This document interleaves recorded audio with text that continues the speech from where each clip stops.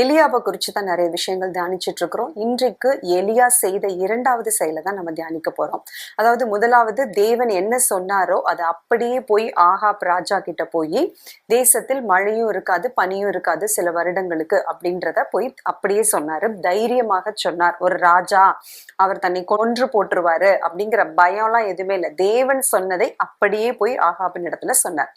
இப்போ அப்படி சொன்னதுக்கு அப்புறம் ஆகாபோட ரியாக்ஷன் எப்படி இருந்துச்சு அப்படின்னா, கொஞ்சம் கூட அதுக்கு அவர் கோபப்பட்டதாகவோ எலியாவை அந்த இடத்துல வைத்து தண்டனை கொடுத்ததாகவோ நமக்கு வேதாகமத்துல சொல்லப்படவில்லை. ஏன் அப்படின்னா, ஆகாப் ராஜாவுக்கு பாகால் தெய்வத்தின் மேல ஒரு நம்பிக்கை வந்துருச்சு. ஆகாப் ராஜா ஒரு இஸ்ரவேலின் ராஜாவாக இருந்த போதும் தன்னோட மனைவியாகிய எசபேலின் தெய்வமாகிய பாகால் மேல அவருக்கு போக போக என்ன ஆயிடுச்சுன்னா ஒரு பிடிப்பு உண்டாயிடுச்சு, ஒரு நம்பிக்கை உண்டாயிடுச்சு.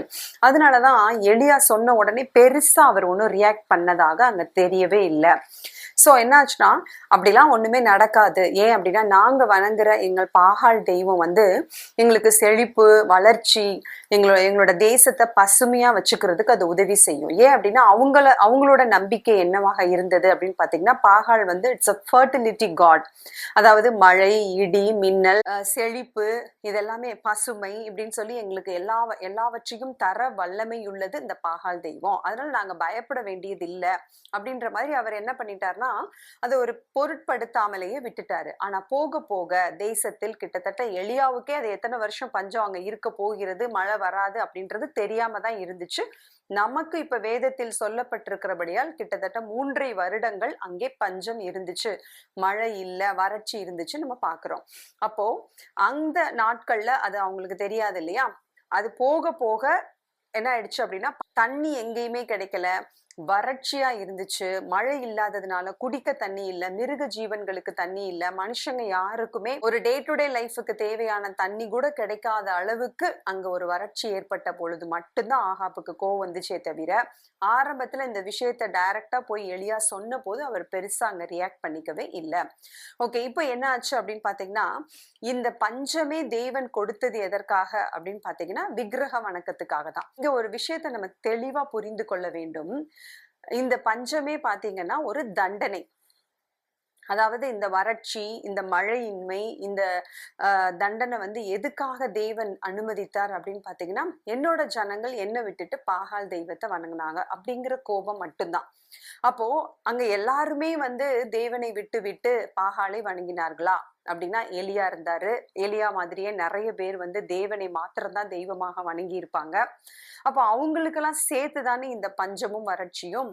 அப்ப எலியா பாருங்களேன், இந்த இடத்துல ஒரு வார்த்தை கூட அவர் ஆண்டவரிடம், ஆண்டவரே அப்ப என்னோட கதை என்ன, நான் என்ன ஆவேன், இந்த பஞ்சத்துல நானும் தானே சிக்குவேன், எனக்கும் தானே தண்ணி கிடைக்காது, நம்மோட ஜனங்களும் தானே, உங்களை நேசிக்கிற உங்களுடைய ஜனங்களுக்கும் தானே சேர்த்து இந்த பஞ்சமும் வறட்சி, நாங்க என்ன பண்றது அப்படிங்கிற கேள்வியை எலியா தேவனிடத்துல எங்கேயுமே கேட்கல.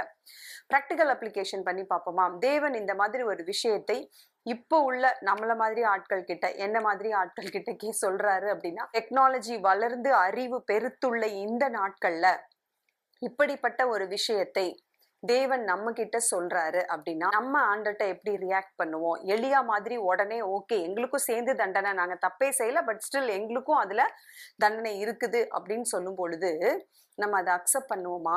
இல்ல அதை ஆண்டவர் பார்த்துக்குவாரு, எங்களோட விஷயம் கர்த்தர் பார்த்து கொள்ளுவார் அப்படின்னு சொல்லி விட்டுருவோமா? இல்ல கேள்வி கேட்டுக்கொண்டு இருப்போமா? எலியா இங்க என்ன செஞ்சாருன்னா, எதுவுமே கேள்வி கேட்கவே இல்லை. எங்களுக்கு என்ன ஆகும், தேவ ஜனங்களுக்கு என்ன ஆகும்ன்ற எந்த கேள்வியுமே கேட்காம ஆண்டவர் சொன்னதை அப்படியே சொன்னாரு, விசுவாசித்தாரு. அடுத்தடுத்து தேவன் எலியாவை நடத்தினார். கண்டிப்பா அங்க இருந்த தேவ ஜனங்களையும் கர்த்தர் நடத்தி இருப்பார், அதுல எந்த சந்தேகமும் இல்லை. இப்படி இருக்கும் பொழுது நாம இப்போ இந்த சம்பவத்தை வைத்து கற்றுக்கொள்ள வேண்டியது என்ன அப்படின்னா, தேவன் என்னை கொண்டு சொல்ல வந்ததை நான் சொல்லுவேனே தவிர, மற்றபடி என்னுடைய எதிர்காலம், தேவ ஜனங்களுடைய எதிர்காலம் தேவன் கையில இருக்கிறது.